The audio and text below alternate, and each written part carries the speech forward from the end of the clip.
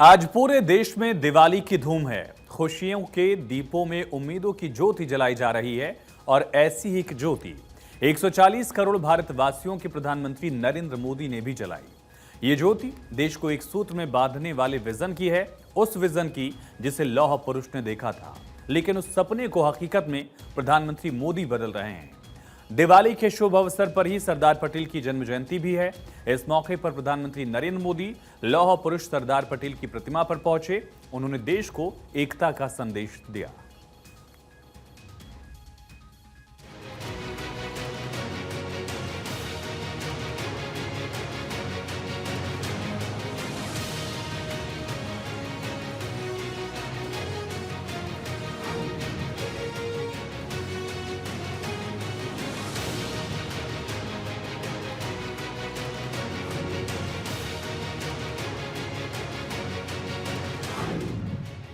इकतीस अक्टूबर 1875 ये वो तारीख है जिस दिन लौह पुरुष ने जन्म लिया था। ये वो तारीख है जिसने हिंदुस्तान को ऐसा लाल दिया, जिसने भारत को एक डोर में बांधा था, जिनका नाम है सरदार वल्लभ भाई पटेल। देश में दिवाली का जश्न है।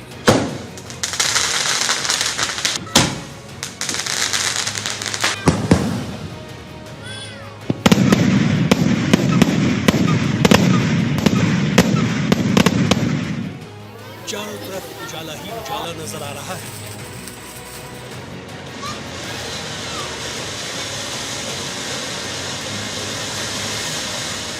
हर देहरी पर दीपक झिलमिला रहे हैं।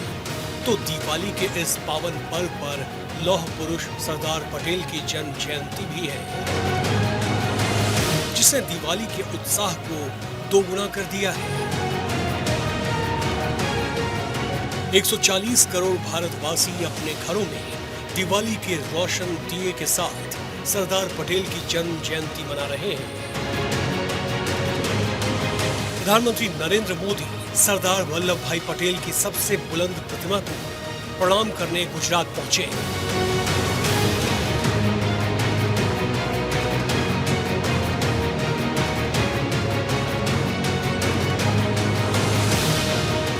बार का राष्ट्रीय एकता दिवस अद्भुत संयोग लेकर आया है। एक तरफ आज हम एकता का उत्सव मना रहे हैं, वहीं दूसरी तरफ दीपावली का भी पावन पर्व है। दीपावली दीपों के माध्यम से पूरे देश को जोड़ती है, पूरे देश को प्रकाशमय कर देती है। और अब तो दीपावली का पर्व भारत को दुनिया से भी जोड़ रहा है। अनेक देशों में इसे राष्ट्रीय उत्सव की तरह मनाया जा रहा है। पीएम मोदी ने दिवाली के पर्व पर राष्ट्रीय एकता दिवस समारोह में शिरकत की। उन्होंने स्टैच्यू ऑफ यूनिटी पर पुष्पांजलि अर्पित की। सरदार वल्लभ भाई पटेल की जयंती पर प्रधानमंत्री नरेंद्र मोदी ने गुजरात के केवडिया में एकता की शपथ दिलाई। मैं सत्यनिष्ठा से शपथ लेता हूं कि मैं राष्ट्र की एकता, अखंडता और सुरक्षा की स्वयं को समर्पित करूंगा। इस दौरान प्रधानमंत्री मोदी ने एकता दिवस की परेड भी देखी। इस परेड में 9 राज्यों और 1 केंद्र शासित प्रदेश की पुलिस, 4 केंद्रीय सशस्त्र पुलिस बल, एनसीसी और 1 मार्चिंग बैंड की 16 टुकड़ियां शामिल हुई। हितों की खातिर अपने आप को सबसे आगे रखते देश की एकता और अखंडता को सशक्त करने हेतु भारतीय पुलिस बलों के जवानों ने सदा ही अपनी प्रतिबद्धता प्रमाणित की। एकता नगर का ये विहंगम दृश्य और यहां हुई शानदार परफॉर्मेंसेस, ये मिनी इंडिया की झलक, सब कुछ कितना अद्भुत है, कितना प्रेरक है। 15 अगस्त और 26 जनवरी की तरह ही 31 अक्टूबर को होने वाला ये आयोजन पूरे देश को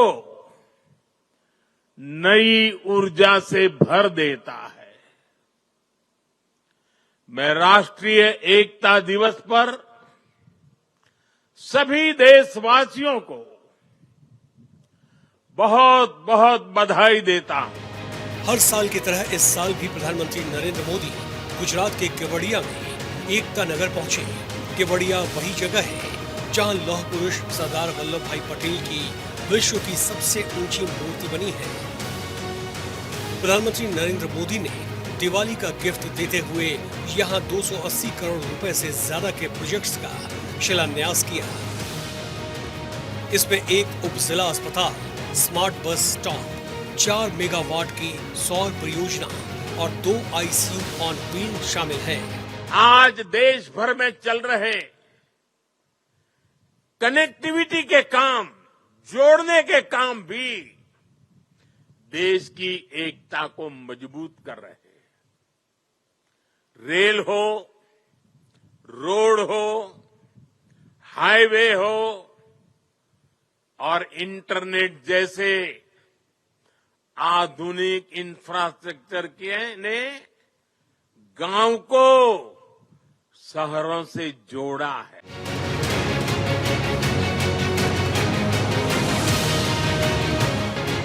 सरदार वल्लभ भाई पटेल हिंदुस्तान की राजनीति का ऐसा अमर नाम है जिससे सियासत सबक लेती है, जिसने रियासतों में बटे हिंदुस्तान को एक तिरंगे के नीचे ला खड़ा किया।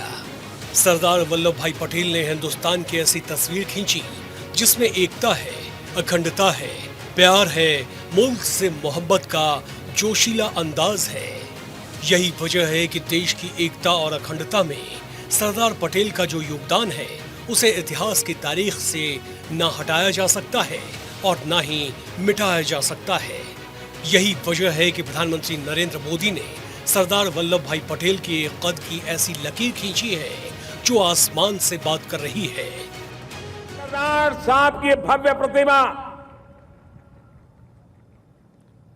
ये सिर्फ प्रवास का नहीं, ये प्रेरणा का स्थान है। और मुझे श्रद्धा है कि आज सरदार साहब की आत्मा जहां भी होगी,